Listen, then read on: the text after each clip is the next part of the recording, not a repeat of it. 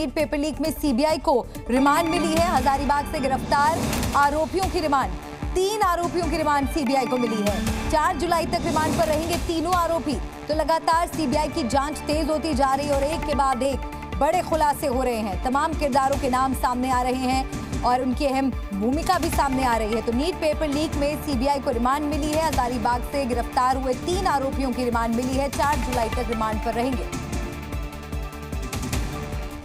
और national testing agency यानी NTA ने university grants commission national eligibility test 2024 June session की परीक्षा की नई तारीख जारी कर दी है। 21 अगस्त से 4 सितंबर के बीच में परीक्षाएं होंगी।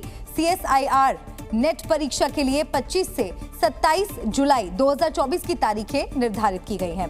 शिक्षा मंत्रालय ने इसी महीने हुई परीक्षा को रद्द किया था। नेट परीक्षा में धांधली होने की आशंका जताई गई थी।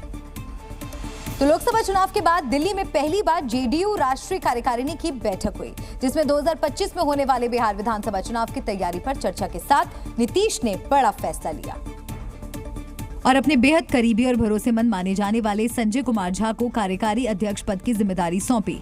बैठक के बाद संजय कुमार झा ने कहा कि बिहार ने 2025 का सिग्नल पहले ही दे दिया है। बिहार में जो चुनाव हुआ अभी उसने दिखा दिया कि 40 में 30 सीट हम लोग जीते। 177 असेंबली सीट पर आउट ऑफ 243 हम लोग चुनाव जीते हैं। वो तो अब 2025 में जो विधानसभा चुनाव होगा बिहार में, उसके लिए सिग्नल दे दिया बिहार ने। जेडीयू की 2 दिवसीय राष्ट्रीय कार्यकारिणी की बैठक में 2025 का चुनाव नीतीश कुमार के नेतृत्व में लड़ने का फैसला। बिहार के लिए विशेष आर्थिक पैकेज की मांग का प्रस्ताव पास हुआ। आरक्षण पर पटना हाईकोर्ट के फैसले को सुप्रीम कोर्ट में चुनौती दी जाएगी। पेपर लीक को लेकर भी बैठक में प्रस्ताव पास हुआ। प्रस्ताव में दोनों चीजें लिखी हुई हैं, विशेष राज्य का दर्जा और स्पेशल इकोनॉमिक पैसेज के लिए हम लड़ते रहेंगे। जेडीयू के राष्ट्रीय अध्यक्ष नीतीश कुमार की सेकंड मैन की खोज पूरी हो गई।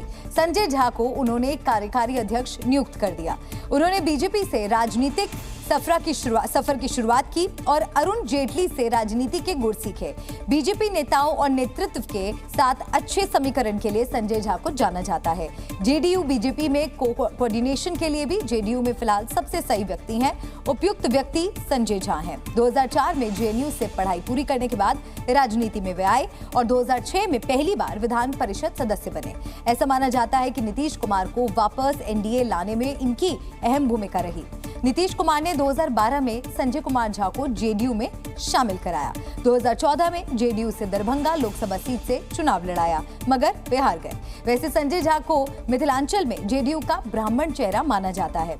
2024 में नीतीश कुमार की नई सरकार बनने से पहले संजय झा जल संसाधन और जनसंपर्क विभाग के मंत्री थे। अब बढ़ते हैं आगे और अब बात करते हैं T20 वर्ल्ड कप की। T20 वर्ल्ड कप में अब से थोड़ी ही देर में भारत और दक्षिण अफ्रीका के बीच खिताबी भिड़ंत शुरू होगी। बारबाडोस में शुरू होने वाले फाइनल मुकाबले में जहां भारत दूसरी बार खिताब जीतने के इरादे से मैदान में उतरेगा, तो वहीं पहली बार फाइनल में पहुंची दक्षिण अफ्रीका की टीम इतिहास रचने की पूरी कोशिश करेगी। भारत और दक्षिण अफ्रीका दोनों टीमें कितनी शानदार लय में हैं, इसका अंदाजा इसी से लगाया जा सकता है कि दोनों ही टीमें बिना कोई मैच गंवाए फाइनल में पहुंची हैं। भारतीय टीम जहां तीसरी बार T20 वर्ल्ड कप के फाइनल में पहुंची है, तो वहीं दक्षिण अफ्रीका पहली बार फाइनल मुकाबला खेल रही है। T20 मुकाबलों में दोनों टीमों के प्रदर्शन की बात करें तो टीम इंडिया का पलड़ा दक्षिण अफ्रीका पर भारी रहा है। भारत और दक्षिण अफ्रीका के बीच अब तक कुल 26 T20 मैच खेले गए हैं, जिनमें से भारत को 14 और दक्षिण अफ्रीका को 11 मैचों में जीत मिली है, जबकि एक मैच बेनतीजा रहा है। वहीं T20 वर्ल्ड कप में दोनों टीमों के बीच खेले गए 6 मुकाबलों में से भारत ने 4 और दक्षिण अफ्रीका ने 2 मैच जीते हैं। भारत और दक्षिण अफ्रीका के बीच खेले जाने वाले फाइनल मुकाबले में बारिश भी खलल डाल सकती है। मौसम विभाग के मुताबिक मैच के दौरान बारिश होने की 60% संभावना है। बारिश होने पर मैच का नतीजा खेलने के लिए मिनिमम 10-10 ओवर का खेल होना जरूरी है और अगर ऐसा नहीं हो पाया तो फाइनल मुकाबले के लिए 30 जून रिजर्व डे रखा गया है। ना हो पाने पर दोनों टीमों को संयुक्त विजेता घोषित कर दिया जाएगा। हालांकि मैच में बारिश की आशंका को देखते हुए आज 190 मिनट अतिरिक्त समय भी रखा गया है, ताकि आज ही फाइनल मुकाबले का नतीजा निकल सके। बारबाडोस में साउथ अफ्रीका के खिलाफ T20 वर्ल्ड कप के फाइनल मुकाबले से पहले भारतीय क्रिकेट फैंस भगवान की शरण में पहुंच गए और टीम इंडिया की जीत के लिए पूजा अर्चना करते दिखाई दिए। और प्रयागराज से एक ऐसा ही वीडियो सामने आया। वीडियो में भारतीय क्रिकेट फैंस ने हनुमान चालीसा का पाठ किया और गंगा मैया की आरती कर भारत की जीत की प्रार्थना की। इस दौरान क्रिकेट फैंस के हाथ में तिरंगा और विराट कोहली, रोहित शर्मा के साथ टीम के कई खिलाड़ियों की तस्वीरें नजर आईं। इस दौरान फैंस ने वंदे मातरम के नारे भी लगाए। प्रयागराज के दशाश्वमेध घाट संगम तट पर पहुंचकर मां गंगा की आरती, पूजन, हवन, अभिषेक करके उनसे प्रार्थना किया है कि हे मां, उस समय वहां का वातावरण बिल्कुल शुद्ध, स्वच्छ और निर्मल बनाए रखिए ताकि मैच सकुशल संपन्न हो और भारत हमारा विजेता बने। कानपुर में भी कई भारतीय क्रिकेट फैंस टीम इंडिया के खिलाड़ियों की तस्वीरें लेकर मंदिर पहुंचे और पूजा अर्चना कर टीम इंडिया की जीत की दुआ मांगी।